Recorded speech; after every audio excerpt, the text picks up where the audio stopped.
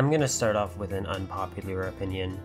I actually like the spirits mode, and I would 100% prefer them over trophies. Collecting official artwork from official games is just really cool, and because the artwork is familiar, it evokes a lot of nostalgia. Though that makes it even more weird when a character doesn't have official art and instead just has their Smash render when I know official art of them exists. If you miss the descriptions they had, literally just search it up. The internet really takes away the novelty the descriptions had 20 years ago. And because they are easier to make, the number of spirits we get is way more than the number of trophies we ever gotten or would have gotten. That means we're more likely to see characters we never expected to see again, as well as potential deep cut characters too.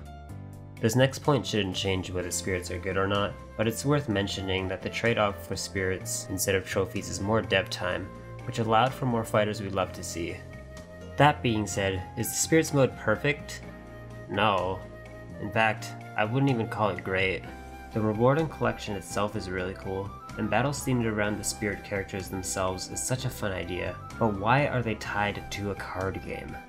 Okay, I know it's not a card game, but like, I pick up Smash Bros. To play, believe it or not, a platform fighter, not rock, paper, scissors. You're supposed to strategically select what spirits you equipped for each battle, but at least 90% of the spirits I steamrolled with the auto-equip button. It's only the more difficult spirits, and I mean the unfair spirits, that requires a little more thought in my spirit team, but even then it barely feels like winning with skill. It feels like winning with cheese. Equipping spirits overall just feels like an extra step before the actual battles. I don't really care about equipping spirits, nor do I care about training any spirit I have, like a Goomba. Okay, this next bit I really don't understand. I had to include it because I just can't fathom why it's in the game. The last bit about equipping spirits, I can see some kind of argument made for why that's fun. There's probably some niche audience that enjoys training their M Bison spirit.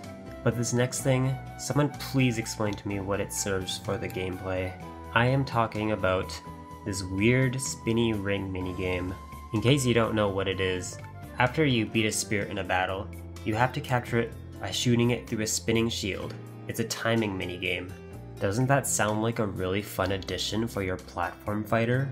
Like, you already beat the spirit battle, just give the spirit. For some reason, the ring spins faster for legendary spirits, which have the harder unfair levels. Imagine barely beating a spirit and then losing to this thing. That's probably the worst feeling in the world. I liked how in the DLC spirit board as well as in the World of Light campaign, they just gave the spirit for free after the battle. It should have been like that for the entire game. So yeah, the spirit mode is coated with a bunch of dumb mechanics. How can they fix this? Well, I would still keep spirits over trophies, of course. It just feels like a net positive no matter how you slice it. A bunch of the trophies are 2D images anyways, so you might as well make them all 2D. A lot of them do look really cool as still images anyways. The only preparation you should get is choosing your fighter, cause, you know, it's a fighting game. We've seen themed battles before in the form of the events mode, where all you do is choose a fighter and try your best. It just took raw, unenhanced skill. That's how it should be. Just treat each spirit like an event, and you got your new spirit mode.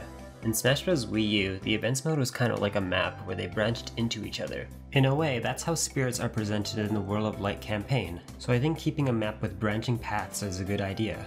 For enhanced spirits, I can see the enhanced version branching from the original, and its battle would be a harder version of the original as well, unlocked after you beat the original spirit battle.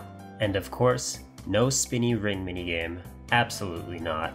This way, we get spirit battles with a solid difficulty curve, instead of spirits either being very easy or plain unfair. Oh yeah, and just get rid of any training. There's no hype behind training a blooper PNG. I think it'd be cool to have some spirits for Pokemon trainers too. Maybe Pokemon Trainer plus Pokemon spirits, like Cynthia plus Garchomp as one spirit, or Steven Stone plus Metagross. They both have their own music in the game anyways. As of December 2023, after like 2 years of no content, Nintendo has announced that they are going to add new spirits to Smash Bros. In January, in the form of 4 new spirit events.